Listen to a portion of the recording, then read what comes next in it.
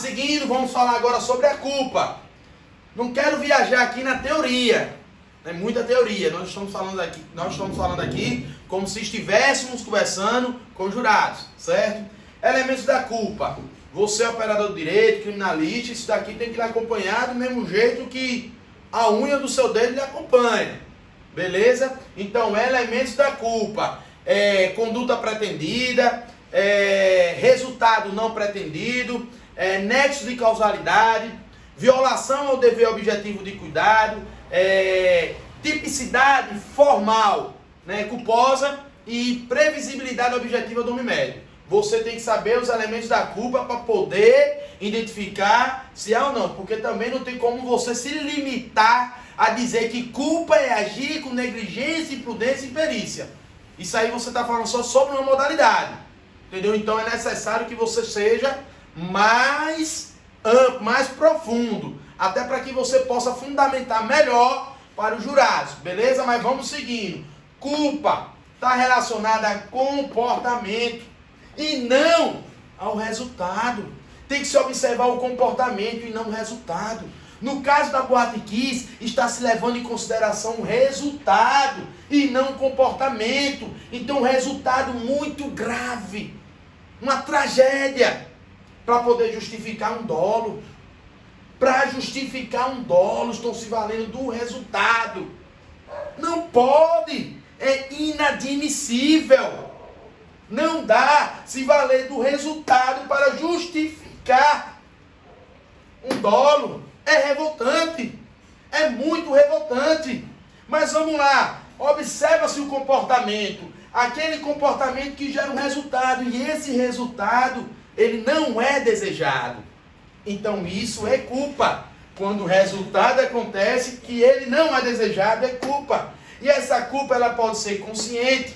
A culpa consciente, seguindo na mesma linha, ele não quer cometer o crime, ele não quer gerar o resultado, ele não vai assumir o risco, e quando ela eventual se assume o risco, ele não assume o risco, ele prevê, há uma previsão do resultado, mas ele se garante que aquele resultado não vai acontecer. E vou um pouquinho mais, tem que fundamentar.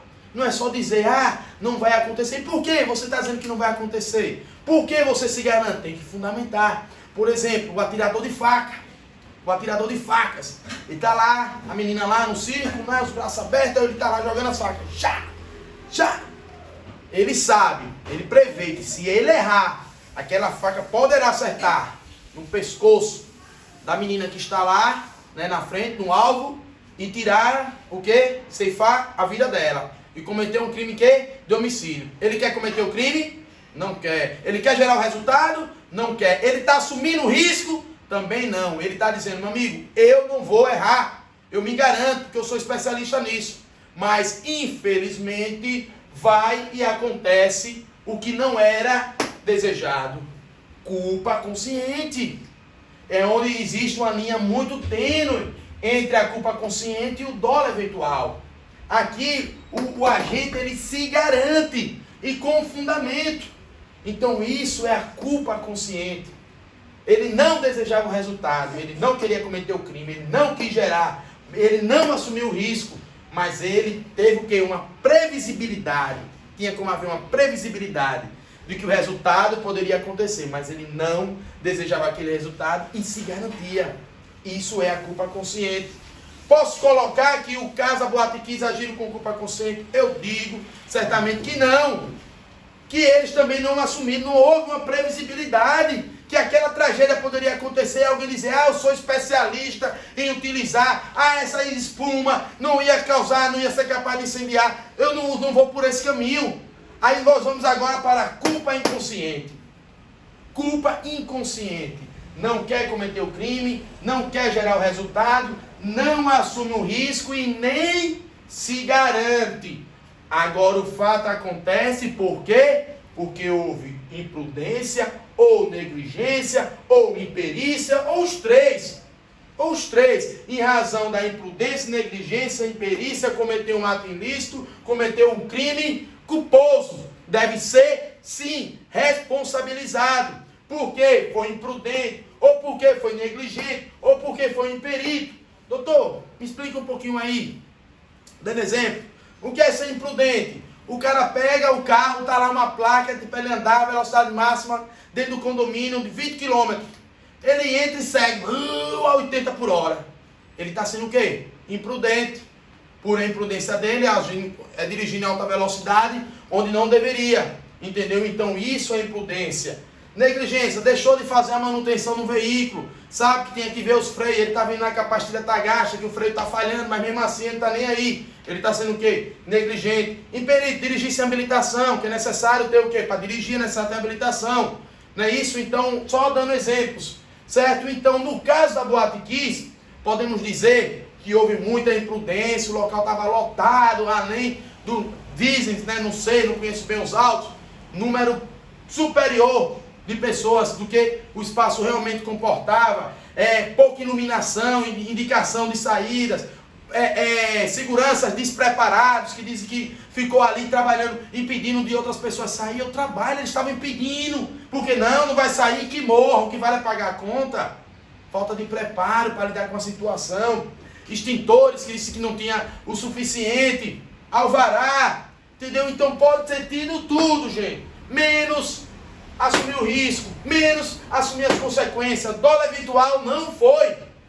E já seguindo aqui, doutor, mas se eles não fossem imprudentes, negligentes e imperito, o que seria? Um acidente, uma fatalidade, que foi algo que aconteceu, circunstâncias alheias à sua vontade. Entendeu? O cara não agiu com negligência nem imprudência, mas infelizmente aconteceu. Aconteceu uma tragédia, poderia estar todo mundo lá, de repente um poste, a luz da rua, bateu um fio, cair lá, bateu por cima, incendiar e vir todo mundo a óbito. Tem alguma coisa a ver? Foi porque eles agiram com imprudência, imperícia e negligência? Não. Foi um fator externo, alguma coisa alheia à vontade deles, que eles não tinham controle que poderia acontecer. Então, uma fatalidade, um acidente. Então, se a gente vier aqui de trás para frente, para poder entender o que foi que aconteceu, eu acho que fica mais fácil para que vocês jurados possam decidir nessa brincadeira da gente aqui, se aqueles agiram com dolo eventual, se essa decisão foi ou não, essa acusação foi ou não injusta, se o que sustentaram lá foi ou não injusto. É disso que nós estamos falando. E nós criminalistas defendemos a aplicação da lei, sem que nós somos a fronteira entre o abuso do Estado, o poder punitivo do Estado e os cidadãos. Que se dê a dose certa. É um remédio. Se o remédio se dá uma dose abaixo, não faz efeito. Se dá acima, causa efeitos além da conta. Então é isso. Então, está aqui uma breve explicação sobre o que é dolo direto, dolo direto, dolo eventual, culpa consciente, culpa inconsciente, que é acidente e fatalidade.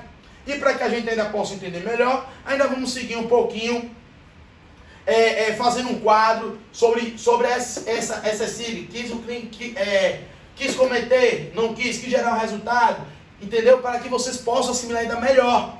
Então espero ter contribuído com todos vocês, trazendo aqui explicações, usando uma linguagem não ortodoxa, né, sendo bem claro, tentando ser bem objetivo, né, falando uma linguagem bem popular, né, quem quiser saber mais, quem quiser nos acompanhar, se ficou alguma dúvida, chama aí nos comentários, deixa chama no direct, deixa sua dúvida, que será um prazer imenso. Estamos aqui para poder aprender.